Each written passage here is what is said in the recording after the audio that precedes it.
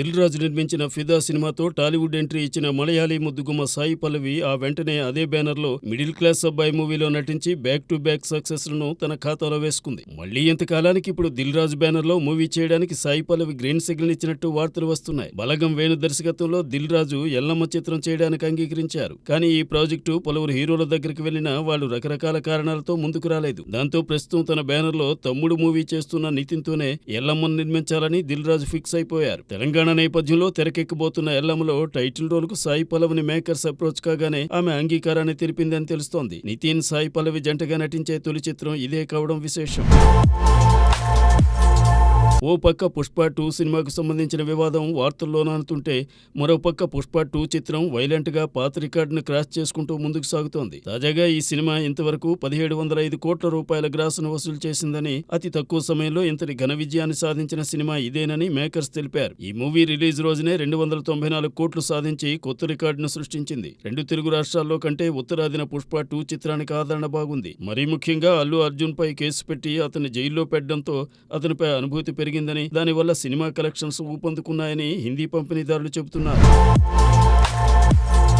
చూస్తుండగానే 2024 ఈ రెండకు చేరుకున్నాం. ఈ ఏడాది చివరి వీకెండ్లోనూ చిన్న సినిమాలు సందడి చేయడానికి రెడీగా ఉన్నాయి. ఈ వారంలో క్రిస్మస్ రావడంతో ఈ నెల 25న వెన్నెల కిషోర్ కీలక పాత్ర పోషించిన శ్రీకాకుళం షెర్లాక్ హోమ్స్ మూవీ విడుదలైంది. ఇందులో అనన్య నాగల సైతం కీ రోల్ ప్లే చేసింది. అదే రోజున సీనియర్ మలయాళ కథానాయకుడు మోహన్ లాల్ నటించిన బరోత్ జనం ముందుకు వచ్చింది. ఈ సినిమాను 3Dలో మోహన్ లాలే డైరెక్ట్ చేయడం ఓ విశేషం.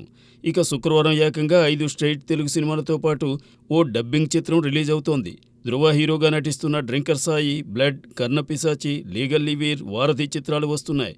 కిచ్చా సుదీప్ నటించిన కన్నడ అనువాద చిత్రం మ్యాక్స్ కూడా ఈ శుక్రవారమే విడుదలవుతోంది. సువిక్షిత్ బొజ్జా, గీతికా రతన్ జంటగా నటిస్తున్న చిత్రం దూరదర్శిని. కలిపింది ఇద్దరిని అనేది ఉపశీర్షిక. కార్తికేయ కుమ్మి దర్శకత్వంలో బి సాయి ప్రతాప్ రెడ్డి, జయశంకర్ రెడ్డి దీన్ని నిర్మిస్తున్నారు. ఈ చిత్రం ప్రస్తుతం నిర్మాణానంతరం పనులు జరుపుకుంటోంది. 1990 నేపథ్యంలో అందరి హృదయాలను హత్తుకునే ప్రేమ కథగా రూపొందుతున్న ఈ చిత్రం టైటిల్ టీజర్ను గురువారం ప్రముఖ సంగీత దర్శకుడు ఆర్పి పట్నాయక్ విడుదల చేశారు. ఈ కార్యక్రమంలో జమినీ సురేష్, గీతిక, సువిక్షిత్, దర్శకుడు కార్తికేయ కుమ్మి తదితరులు పాల్గొన్నారు. తమ చిత్రం ప్రేక్షకులను 3 దశాబ్దాల వెనక్కి తీసుకెళ్తుందని, ప్రతి ఒక్కరూ ఇందులోని పాత్రలతో కనెక్ట్ అవుతారని చెప్పారు. విక్టరీ వెంకటేష్తో దిల్ రాజు నిర్మిస్తున్న సంక్రాంతికి వస్తున్న మూవీ జనవరి 14న విడుదల కాబోతోంది. అయితే ఈ సినిమా ప్రమోషన్స్ను దర్శకుడు అనిల్ రావిపూడి ఓ లెవెల్లో చేస్తున్నారు. తాజాగా థర్డ్ సింగిల్కి సంబంధించిన ఓ ఎగ్జైటింగ్ న్యూస్ను ఆయన సోషల్ మీడియాలో పోస్ట్ చేశారు.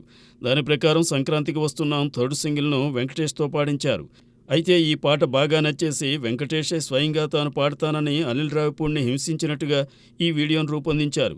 మొత్తానికి ఈ మూవీ ప్రమోషన్స్లో అనిల్ రావిపూడి తన మార్కును బాగా చూపిస్తున్నారు.